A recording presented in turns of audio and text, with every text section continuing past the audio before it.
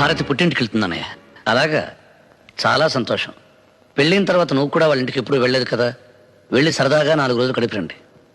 నేను వెళ్ళడం లేదన్నయ్య. అదేంట్రా, అమ్మాయిని ఒంటరిగా ఎలా పంపిస్తావు? ఇక్కడ పనులు ఎప్పుడూ ఉండేవిగా, ఇద్దరు వెళ్ళండి. అది కాదన్నయ్య, తనకి తిరిగొచ్చే ఉద్దేశం ఉంటే వెళ్ళి వదిలి రావచ్చు, కానీ తను ఇంకెక్కడికి రానంటుంది. రాజా, అర్థం లేకుండా ఏమిట్రా మాటలు? పెళ్ళి 4 నెలలు కూడా కాలేదు, భార్యను పుట్టింటికి పంపించేస్తావా? ఈ ఊరందరికీ మంచి చెడు చెప్పే కుటుంబం రామంది. ఈ విషయం 10 మందికి తెలిస్తే ఏమనుకుంటారో ఆలోచించావా? మీకు మాటా వస్తే 4 గోళ్ల మధ్య మీలో మీరు సర్దుకుపోవాలి గాని అది మా దాకా రాకూడదు.